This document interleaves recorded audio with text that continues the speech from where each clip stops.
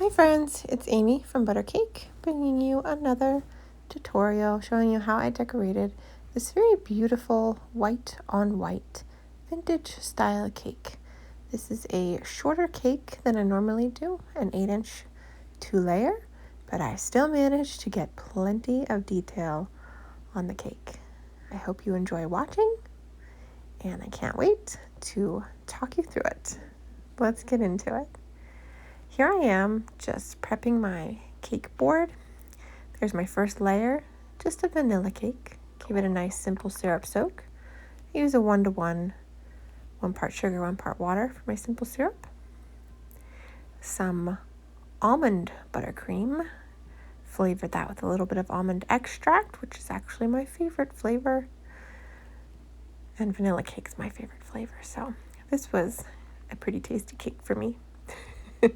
Maybe not everybody else, but oh well, I guess I put in the work, so I can flavor it how I want. Adding on that second layer there, as you can see, pretty small. Just give it a little push to kind of flatten it out, make sure it's nice and level. And I'm going on with my crumb coat. This is just a vanilla Swiss meringue buttercream, which I will link down in the description if you'd like to know how I make my Swiss meringue. It gives you a really nice, smooth finish, and it is lovely to pipe with. Using my offset spatula there to get this crumb coat on, just filling in all the spots and making sure everything is covered, helping to trap anything that would want to ruin that second coat. Into the fridge for about 20 minutes. It hardens up pretty quickly. Second coat going on here of that very nice, luxurious vanilla buttercream. Just spreading it around on the top. I always start on the top and push it out to the edges. And whatever gets pushed over the edge will just go down the sides and add to that, building up a large amount on the sides, which is totally fine because it's going to get smoothed out. Using a little bench scraper there. Don't need my usual giant spackling knife, as this is a smaller cake. So a nice metal bench scraper works just fine. Taking my time to smooth out the sides as best I can. And I actually did go back in and fill in some spots. I just didn't film all of that because that takes a while. Don't mind my daughter there. She was just watching Mom work on the cake. She loves spending time in the kitchen with me. I love having her there. Taking off those top edges. I don't apply very much pressure when I smooth out the top here. Just very, very gently moving from the edge towards the center. Not really pushing down. If you push down, it tends to make that top edge bulge out, and then you will have to re-smooth your sides. This part, I do a lot of passes over the top to get it as smooth and flat as I possibly can. Do I do this too much? Possibly, and there are decorators who don't have to do it as much as I do, but I like this part. I really enjoy getting it smooth. As meticulous as I might seem to be, this part's fun to me. But you can still kind of see sped up here how much I really put into getting the tops of my cake smooth. I just feel like it gives you a better foundation for all of the piping. And, we want a good foundation from our cakes so that the final result is very gorgeous and very, very appealing to the eye, very photographable. If that's even a word. Photographable? Probably not. But we're going with it. Cleaning up my board there with the edge of my spatula, and I put that in the fridge to chill again.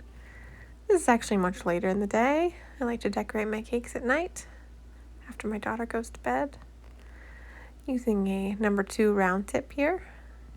I did not mark this. I am just eyeballing it. And I'm just going to create some arches along the side of the cake, pretty close to the top there, as even and similar as I can possibly get them, just by the eye, looking pretty good. And as you saw, if I make any mistakes, I just kind of gently fix them with the end of my piping tip, little gentle nudges. So I did that the whole way around, and as you can see, I'm adding these little leaf piped designs just by applying pressure, dragging downwards, stopping pressure, and pulling away. And that's with the same size number 2 tip. And then on all of these points, I added small loops. These were a bit of a challenge, but very fun to do. Some of them kind of went a little off to the side, but that's all right. No big deal. Adding some dots then above to fill in that small gap between the arches and the top of the cake. There you can see another little oopsies that I'm just fixing with the tip. Very simple to do. Cleaning it up and moving on. Small dots, stop pressure, and I do almost a gentle swirling motion. And then I added these nice large dragees just to cover up that little junction point. Using a small petal tip here to pipe these flowers on the sides in each of those sections. Again, sticking to the white on white. I don't know, I wanted to go with that vibe on this cake. Maybe because my last one was so brightly colored, but I think it really was quite gorgeous. 4 petals on each of these flowers. And as you can see, I'm just turning my tip so that the small end is pointed outward each time. Just my tip to the other angle. There's the small point facing down, just to create all of those petals. And then I come back in with the number 2 tip again and pipe 3 small dots right in the center of each flower. Very simple, just to finish them off. There we go, lovely. Now for the bottom, I'm doing these nice little swags with a 104 petal tip, so a larger petal tip. And again, just eyeballing, trying to line it up with those top arches as best I can, and keeping it underneath the flower while also cleaning up that bottom edge of the cake along the board. I always like to cover up my bottom edge with some kind of border, just because there's little air pockets or things down there that it's nice to hide from your eyes.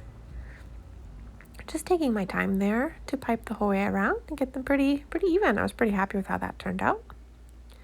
Then moving on to the top, I'm just doing a back and forth motion as I turn my cake with the same 104 petal tip.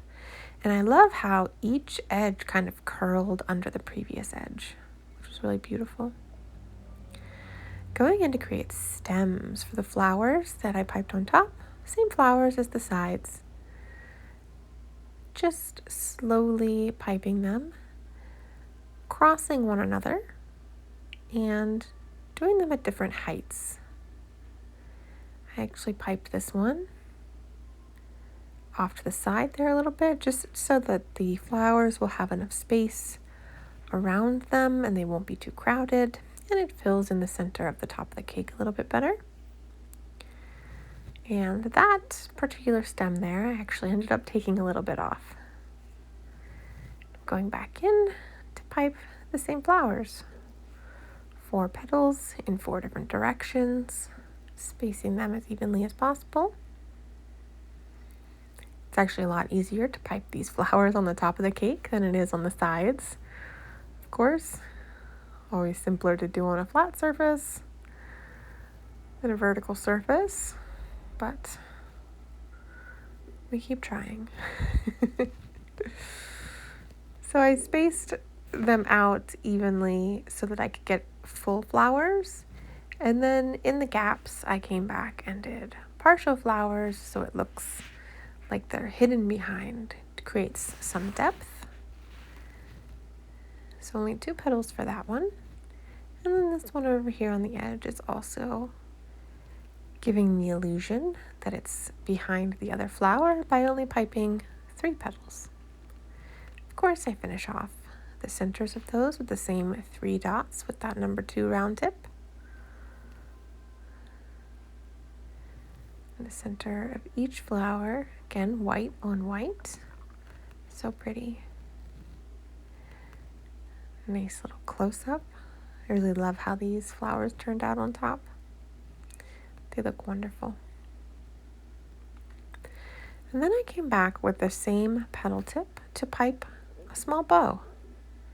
So I piped the kind of tails of the bow first to help line up and also to create depth. These are really simple, just to pipe one direction and then turn your tip and bring it back the other direction, finishing in the center. Cleaning up that edge there. And then I turned my cake around so that it was easier to pipe the other side of the bow. Same technique, very slowly, and then just applying some pressure, stopping and pulling away to create the center of that bow. Looks lovely. I decided to go in and add a reverse shell border with a small star tip.